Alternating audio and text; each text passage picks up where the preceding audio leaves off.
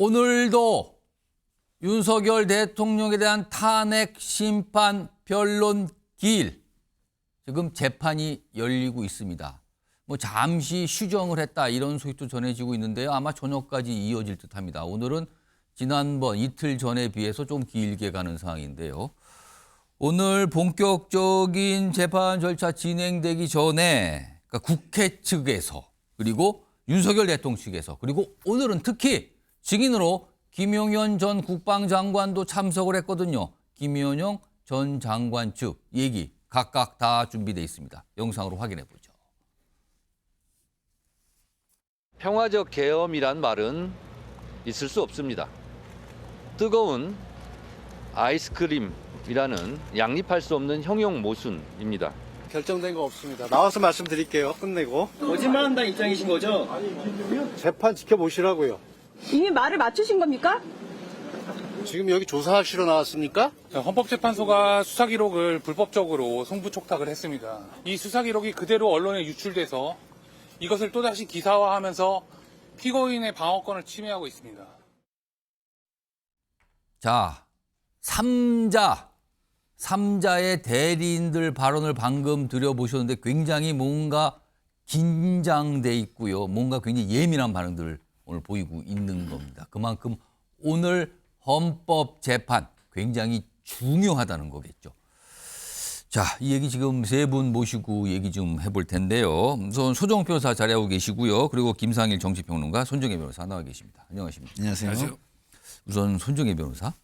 당초에 오늘 김용현 전 장관이 증인으로 출석한다는 게 예고가 됐어요. 그래서 국회 측에서는 가림막을 좀 설치해달라. 그러니까 윤석열 대통령과 김용현 전 장관이 그 대심판정에 같이 있지만 서로 이렇게 뭐 눈빛이라든가 마주치지 않게 가림막을 설치해달라는 요청을 했는데 그걸 받아주지 않았다 그래요. 이건 어떤 이유가 있을까요? 그렇습니다. 통상적으로 가림막을 설치해서 이 피의자나 피고인과 증인과 이제 분리하는 조치를 형사재판에서 시행하는 경우라는 것은 보복의 두려움이라든가 심리적인 위축 때문에 제대로 된 어떤 진술이 나오지 않거나 이 피의자나 피고인 측의 영향력 때문에 이제 증인들이 영향을 받을 가능성을 배제하기 위한 것이지만 오늘 나온 김용현 전 장관은 많은 속보를 통해서 아셨겠지만 사실상 대통령 측의 주장을 주신문 과정에서 같이 하는 이해관계가 일치되는 이제 지위에 있기 때문에 대통령이 존재한다고 하더라도 심리적인 위축이 되는 게 아니라 쌍방 질문과 답을 통해서 오히려 같은 취지의 주장을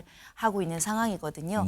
즉 가림막을 설치하지 않는 이유는 심리적으로 위축되거나 그렇게 영향을 받을 가능성이 별로 없다. 그러니까 피청구인에게 불리한 진술을 함으로 인해서 보복의 우려라든가 위압감이 없기 때문에 필요하지 않다라는 법원의 판단이 있었던 것 같습니다. 손혁 변호사, 오늘 이 얘기를 하시는 분이 맞는데 그러니까 지난 21일에도 서울구치소를 떠나서 윤석열 대통령이 헌법재판소에 도착을 했는데 상당히 일찍 왔어요. 원래 그때 이틀 전에는 2시였는데 1시 10분경에 도착했는데 오늘도 2시부터 시작이 되거든요. 이 재판이요. 그런데 12시, 낮 12시 50분도 안 돼서 1시간 10분 이상 먼저 도착을 했거든요. 왜 이렇게 빨리 도착을 하는 건가요? 시간이 점점 이뤄졌는데 뭐 대기실에서 뭐 준비하거나 이런 절차가 있는 겁니까? 이거 왜 이렇게 일찍 도착했다고 봐야 되는 겁니까?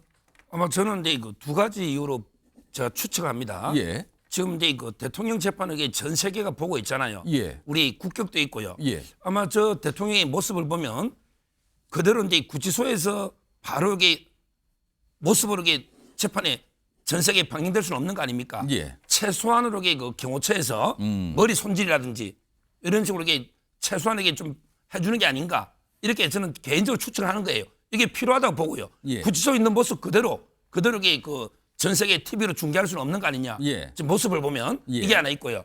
두 번째는 이제 그 대통령이 직접 기록을 이게 많이 검토해요. 따라서 이제 미리 여유 있게 와가지고 변호인하고요 상의도 하고 이게 기록을 검토하는 시간 좀 필요하고 그다음에 그 저희가 방송할 때도 이게 좀 꾸미지 않습니까? 최소한으로 예. 이런 게 경호처에서 그것도 이게 저는 경호 일종으로 필요하다 봅니다. 그렇군요. 그렇다면 최근에 오늘 화면은 아직까지 공개가 안 되는데 지난 이틀 전인 21일 당시에 보면은 20일 당시의 모습을 보면은 지금 들어온 화면 이게 오늘 화면인데 굉장히 말끔한 상태거든요. 사실은요. 그러니까 이 계엄 사태, 그의 탄핵 정국 이전에 그냥 대통령 모습 같은데 이게 아마 일찍 와서 여러 가지 저 상황을 좀 뭐랄까요, 복장, 그다음에 여러 가지 머리 모양 이런 거 등등등에 대한 준비를 했다 이렇게 판단하시는 겁니까? 그렇죠. 저게 저는 경호의 일종이고 국격도 있고요. 예. 그냥 구치소에 있는 깨재재하게 이런 모습으로 놓을 수는 없는 거 아니에요. 그렇다면 만약 최소한 약간 머리 손질이 필요하다. 만약 구치소 바로 왔다면 약간 흐트러진 모습 같은데 그렇죠. 그렇지는 않거든요. 그러니까 예. 이런 준비 과정이 있을 것으로 보신다 이겁니까? 예, 그게 저는 필요하다고 보는 거예요. 그래서 아마도 그래서 1시간 이상 일찍 도착해서 준비 과정을 거친 거 아니냐 이런 거네요. 예, 현직 대통령 아닙니까? 그렇군요. 자, 그럼요. 지금부터는 오늘 탄핵 심판 과정에서 나온 여러 가지 얘기, 특히 김용현 전 장관에 대한 얘기 지금부터 해볼 텐데요. 일단 쟁점이 두 가지가 있어요. 이 계엄 당시에 선포된 포고령에 대한 작성 경위 부분, 일단 이게 가장 큰 관심을 오늘 받고 있었거든요. 그런데 앞서서 이와 관련해서 윤석열 대통령 측과 김현영 전 장관 측이 내놓은 설명들이 좀 있었습니다. 들어보겠습니다. 포고령 제1호는 국방부 장관 김용현이 국회 해산권이 존재했던 예전의 군사정권 시절 계엄 예문을 그대로 필사하여 작성한 것을 피치현 구인이 몇 자 수정한 것이었습니다. 제대로 치밀하게 검토가 돼서 실행 계획까지 실행 의사를 갖춘 그런 포고령이라고 보기는 어렵다는 겁니다. 원능을 매개로 해서 국정을 마비시키고 있는 이 상황. 그래서 정치활동의 금지에 대한 내용을 담고 있었기 때문에 그 점에 대해서 어떤 착오도 없었던 것 같습니다. 그 정당하게 작성된 포고령을 김용현 장관께서 이제 직접 초안을 작성하셨고 전체적인 검토는 당연히 대통령이 했습니다. 자, 포고령과 관련해서는요, 윤석열 대통령 측과 김용현 전 장관 측의 이 변호인들, 대리인들이잖아요. 약간 달라요, 지금요. 이 경위에 대해서는. 그게 어떻게 작성됐고 어떻게 검토를 거치니까 다르거든요. 이런 상황에서 오늘 김용현 전 장관이 무엇을 베꼈다는 얘기를 꺼내놨어요. 베꼈다. 참고했다 이거죠. 화면을 먼저 보겠습니다. 이겁니다. 이 포고령 작성에 대해서 과거 12.6 당시 계엄령 선포됐죠. 그 1979년 아닙니까? 그리고 12.12 이건 그 다음에 1980년이죠. 당시에 포고령 계엄 사항이었잖아요. 포고령을 보고 직접 작성했다는 얘기를 꺼내합니다. 그렇다면 이거는 군부 집권 시절 아닙니까? 이때 당시가? 그때 당시에 계엄 포고령을 참조했다는 거예요. 이게 그동안 얘기가 나왔는데 오늘 직접 설명을 했습니다. 그리고요. 포고령 1호와 관련해서 이런 얘기도 합니다. 이건 밑에 하단 자막으로 좀 준비가 돼 있습니다. 이 얘기도 꺼내놨어요. 보시면 포고령 1호 정치활동 금하는 것이 핵심이다. 다시 한번 말씀드리죠. 김용현 전 장관이 오늘 헌법재판소에 출석해서 포고령 1호는 정치활동을 금하는 것이 핵심이라 그랬어요. 김상희 평론가. 네. 근데 지금 헌법상 계엄이 선포돼도 정치활동, 국회활동 금지 못 시키는 거 아닙니까? 근데 지금 포고령의 목적은 정치활동을 금하는 게 목적이라 그랬어요. 네. 이게 어떻게 된 겁니까, 그럼? 그러니까 위헌이라는 걸 스스로 지금 자백하고 있는 거라고 보고요. 김용현 장관이 지금 사실상 대통령의 그동안 나온 이야기들 그리고 입장들 이런 것들에 맞춰서 얘기하느냐고 좀 정신이 없는 것 같아요. 그럼 이 얘기 자체는 상당히 뭔가 향후에 불리하게 갈 수 있다. 네, 윤석열 대통령이나 본인에게 불리하게 갈 수 있는 발언을 했다고 보시는 거예요? 그렇죠. 그래서 자 보세요. 저는 이제 방송에서 주구장창 제가 얘기한 게 뭐냐면 대통령이 처음에 나와가지고 계엄 이후에 나와가지고 뭐라고 했냐면 반성을 어느 정도는 그래도 하는 듯한 모습을 보면서 본인의 진퇴까지 당에 맡기겠다고 했어요. 예?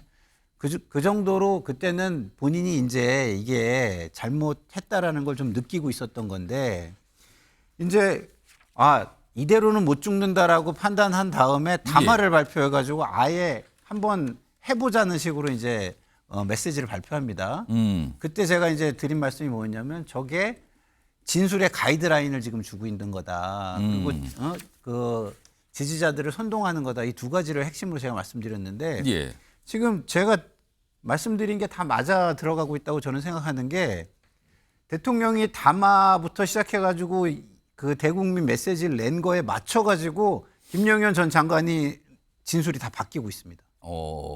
자 보세요. 지금 말씀하신 그 관사에서 본인이 직접 워드를 작성하고 11.6, 12.12 때 계엄을 베꼈다. 근데 검찰에서 뭐라 그랬습니까? 초안도 본인이 쓰고 그랬지만 대통령이 다 검토를 했고 검토를 할 때 어느 정도까지 했냐면 법전까지 찾아가면서 꼼꼼히 검토했다는 취지의 진술을 했단 말입니다. 예. 근데 대통령이 그게 아니고 잘 몰랐다, 뭐 김용현이 썼다, 뭐 이런 식으로 얘기를 하니까 그거에 맞춰가지고 진술을 바꿔요, 지금. 이게 전형적인 증거인멸인 겁니다. 말맞추기야, 혐의자들의 예. 말맞추기에 의한 증거인멸을 지금 시도하고 있다. 이런 말씀을 드리고 싶고요. 그런 거에 뭐 신경을 너무 쓰다 보니까 다른 논리에 대해서는 간과를 하고 있는 거 아닌가. 예. 뭐 이런 생각이 듭니다.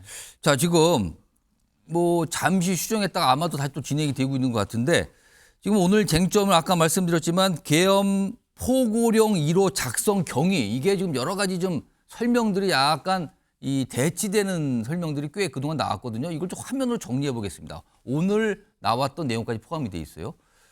윤석열 대통령 측에서는 과거 거를 베꼈다. 오늘 김영현 전 장관이 그건 설명했죠. 12.6, 12.12 당시 걸 베꼈다. 참조했다. 그리고 거기에 국회 활동, 뭐 정치 활동을 금지하는 거는 이거 김용현 착오다. 그리고 윤석열 대통령이 이걸 간과했다. 그러니까 실수라는 취지의 설명을 해요, 지금요. 윤석열 대통령 측은. 그런데 김용현 전 장관 쪽은 보면은 윤석열 대통령이 전체적으로 다 검토한 거다. 이거는 간과한 게 아니란 취지의 설명인 거죠. 그리고 오늘 김용현 장관 이렇게 얘기합니다. 과거 계엄령 문건을 작성했다. 앞서서 11.6, 12.12 그 설명이죠. 그런데 이 설명을 추가합니다. 윤석열 대통령이 검토를 하면서 통행금지 부분은 삭제하라고 지시를 했다는 거예요. 자, 손정혜 변호사. 이게 뭔가 설명이 대치되고 있거든요. 더군다나 윤석열 대통령 측과 김용현 전 장관 측은 대치가 되고 있고 김용현 전 장관은 통행금지 얘기를 하면서 그만큼 윤석열 대통령이 꼼꼼히 본 것 같은 이런 설명까지 내놨어요. 이거 어떻게 된 겁니까? 그렇습니다. 김용현 전 장관의 진술 중에 검찰 조사에는 이렇게 이제 포고령을 본인이 직접 쓰긴 했지만 법전을 찾아가면서 대통령이 직접 법률적인 요건이나 이런 것들을 검토했다. 그러니까 실질적으로 이 검토를 같이 하고 협의해서 만들어진 것이 이 포고령이다. 이런 취지의 주장이 있었는데요.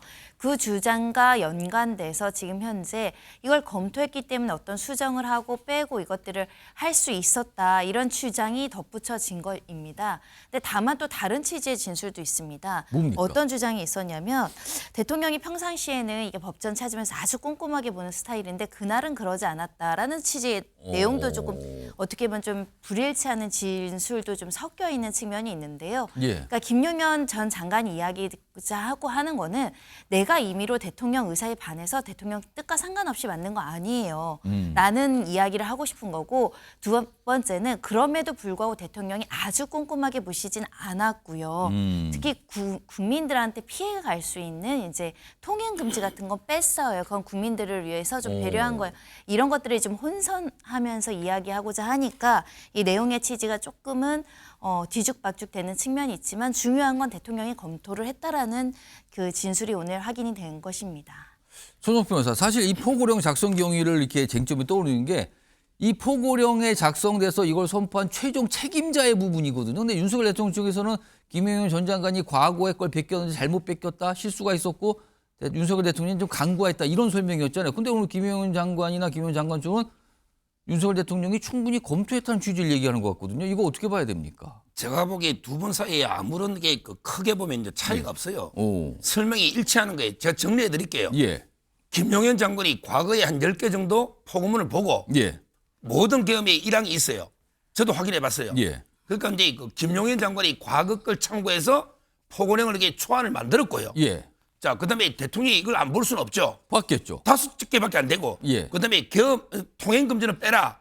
그러면서 대통령이 검토를 했고. 예. 근데 그 검토 과정에 정밀하게 법률비서관이나 민정실이나 이걸 이렇게 거친 건 아니고 예. 대통령이 대충 보고 옛날에 이러니까 대통령도 검토를 했다는 거예요. 예. 그럼 대통령이 검토 안 하고 이게 부주의를 못 봤다는 게 아니고 그럼 이게 대통령의 설명은 뭐냐? 바로 이게 구체적인 실행 계획, 액션 플랜 이런 계획이 없었다는 거고 이거는 이게 계엄의 요건 골격을 갖추기 위해서 모든 계엄의 포고령은 형식으로 정치활동 금지가 들어가요. 그런데 그걸 어떻게 다 금지해요? 옛날에도 뭐 상김씨 금지나 뭐 이런 게 있잖아요. 예. 이런 게 구세가 주기록의 요건에 들어가는데 예. 구체적으로 어떻게 이런 실행하는 게 플랜이나 미리 다 구체 짠 게 없다. 이게 대통령 설명이에요. 대통령이 뭐 포고령을 나 못 봤다 실수로 뭐 근데 이게 아니에요. 근데 그 그러니까 설명이 똑같잖아요. 포고령의 첫 번째 항목이 국회 활동, 정치 활동 금지가 지금 가장 큰 논란이 되고 있는 거 아닙니까? 그게 상징적으로 이게 옛날 계엄단 보시라니까. 예. 상김씨 뭐 정치활동 예, 금지 예. 계엄이란 게 그거 빼면 계엄이 아니에요. 그거 다 그냥 상징적으로 계엄에 들어가는 거지. 예. 구체적으로 정치활동을 지방의회까지 누가 어떻게 금지해가 활동 금지할 겁니까? 근데 이제 그 내용을 가지고 헌법 위반이라고 쟁점이 붙은 거 아닙니까? 근데 그걸 김용현 장관이 설명 뭘 했냐? 예. 이거는 이게 불법적인 정치활동들 있잖아. 막 가짜뉴스 괴담을 선동하고 예. 이런 걸 이게 중재라는 이런 게 계엄의 상징적인 의미고 옛날 계엄에도 다 있었는데 예. 그게 구체적으로 금지 실행이 가능하냐? 이렇게 김용현 장관은 오늘 정언했지 않습니까? 아니 제가 예. 좀만 말씀드리면 옛날 계엄 중에 합법적인 계엄에 그런 게 있었나요? 아. 대부분 불법으로 밝혀진 계엄에 있었던 거 지금 아닌가요? 특히 뭐 12.12 뭐 네, 이런 12.12 경우는 뭐 11.6 뭐 다 불법 계엄에 있었던 거를 얘기하시면서 당당하다는 식으로 얘기한다면 우리 역사를 왜 기록하는지를 저는 이해를 못 하겠고요.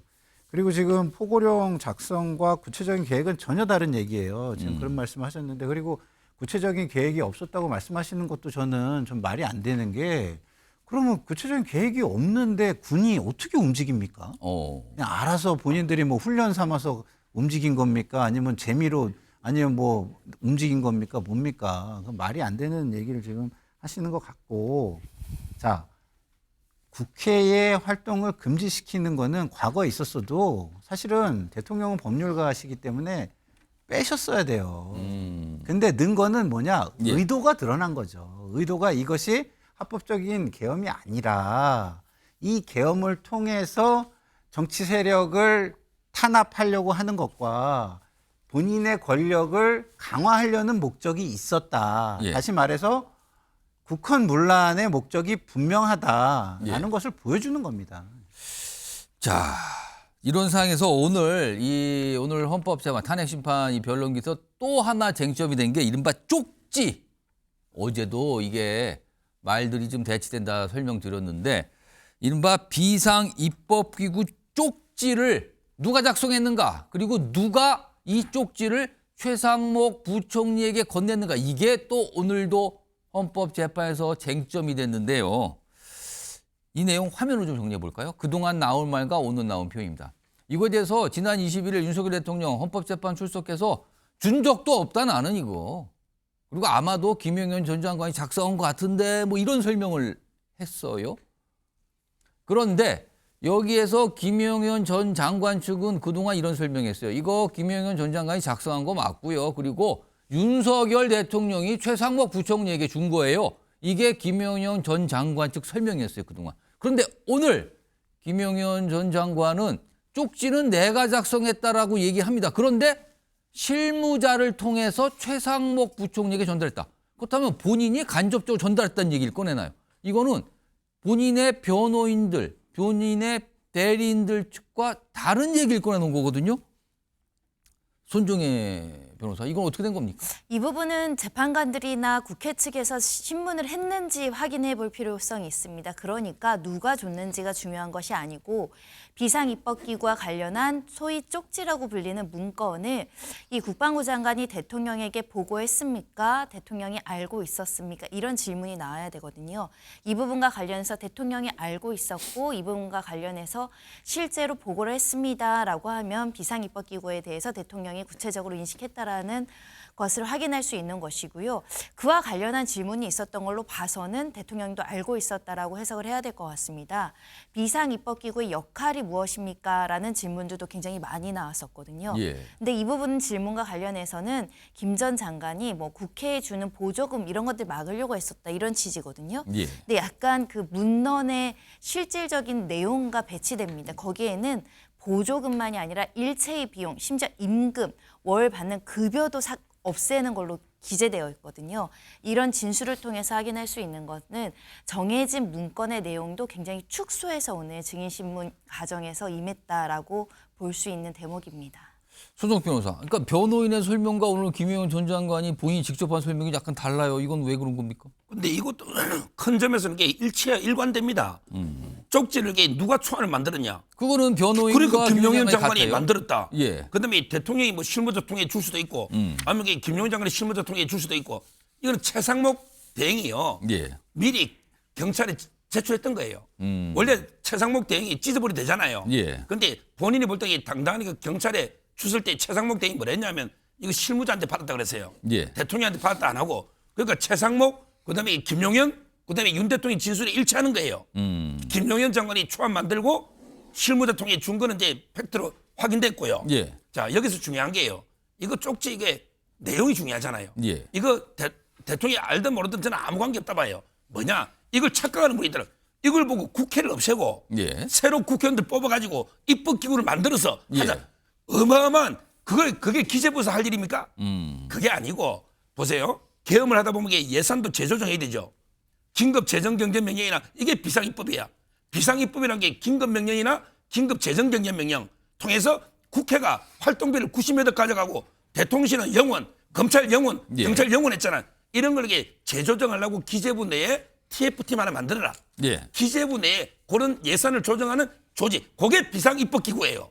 이 국회를 없애고 새로운 국회를 만들라. 이게 가능이나 한 이야기냐고요. 그래서 내용적으로 보면 이게 알겠습니다. 아무 문제가 없어요. 김상희 변호사. 네, 지금 설명이 정말 국가의 재정 시스템을 전혀 모르고 하시는 얘기예요. 제가 재정만 10수년을 했지만 예. 말도 안 되는 말씀을 하시는 게 명령은요. 그냥 대통령이 하면 기재부에 예산실이라는 조직이 있습니다. 예산만 다루는 데예요. 그렇죠. 기획예산처라는 한 부처로 있다가 실로 된 겁니다. 그러니까 예산 쪽만 전담을 예산 쪽만 하는 전담하는 데예요. 무슨 TF를 만들어요? 거기다 얘기하면 다 하는 건데.